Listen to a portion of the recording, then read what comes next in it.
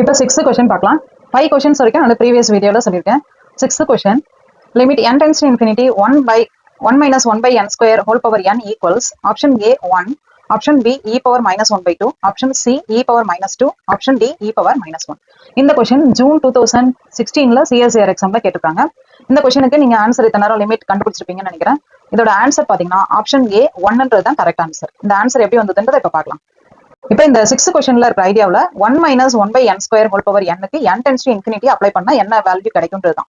So n tends to infinity இதுல substitute பண்ணீங்க அப்படின்னா இந்த 1 minus 1 by n square value, இந்த 1 by n square வேல்யூ இருக்கு இல்லையா, இந்த வேல்யூ நம்மளுக்கு 1 by infinity-ன்னு வந்து 1 by infinity 0ன்னு கிடைக்கும். ஸோ 1 minus 0 பவர்ல ஒரு இன்ஃபினிட்டி வர மாதிரி இருக்கும். அப்படியே சப்ஸ்டிட் பண்ணீங்கன்னாக்க அப்ப 1 power infinity-ன்னு வரும். இன்ஃபினிட்டி எல்லாம் அப்ப 1 பவர்ல எனிதிங் வேல்யூ, நம்ம 1 power anything is 1ன்றது நமக்கு தெரியும். இன்ஃபினிட்டி வரதுனால திருப்பி ஒரு தடவை நம்ம ரீசெக் பண்ணிக்கலாம். ஆன்சர் 1ன்றது கன்ஃபார்ம் பண்ணிக்கலாம். பட் லிமிட் அப்படியே அப்ளை பண்ணி பார்ப்போம். e power x ஓட ஃபார்முலா தெரியும் நமக்கு. 1 plus x by 1 factorial plus x square by 2 factorial and e power minus x க்கு alternate signs வரும். 1 minus x by 1 plus x square by 2 factorial plus etc வரும்.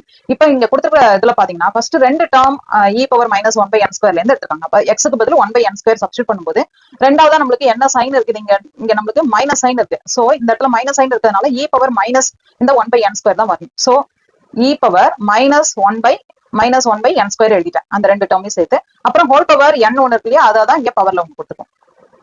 So e power minus 1 by n square into n வரும். So minus 1 by n squareல நம்ம வந்து உள்ள வந்து 1 add பண்ணி 1 minus பண்ணிக்கிறோம்.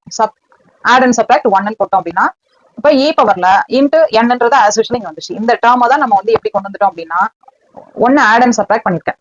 அப்ப 1 minus 1 by n square minus 1 into n கிடைச்சோம். So இதுதான் நமக்கு இந்த ஃபார்முலா படி நமக்கு e power minus x ஃபார்முலாவை தான் நம்ம இங்க கொடுத்துருக்கோம். இப்ப லிமிட் அப்ளை பண்ணும்போது நம்ம டைரக்டா சப்ஸ்டிட் பண்ணிக்கலாம். அந்த e power ஃபார்முலா நம்ம எக்ஸ்பேண்ட் பண்ணி போட்டுட்டோம். அப்ப வந்து நமக்கு எப்படி வரும் அப்படின்னா ஃபர்ஸ்ட் டேர்ம் நம்ம இங்க எழுதிருக்கோம் 1 by minus 1 by n square into n. அப்ப n இதுவும் நமக்கு கேன்சல் ஆயிடும்.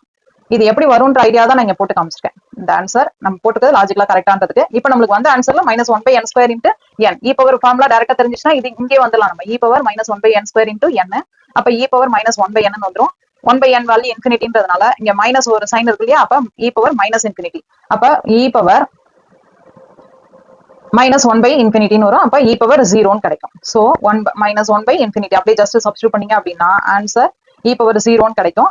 e power 0ன்றது ஆன்சர் 1. சோ ஆப்ஷன் A 1ன்றது கரெக்ட் ஆன்சர். நம்ம ஜஸ்ட் சப்ஸ்டிட் பண்ணி நீங்க பாத்தீங்கன்னா கூட it is of the form 1 power infinity-ன்னு வரும். 1 power anything 1ன்றது நமக்கு நல்லாவே தெரியும்.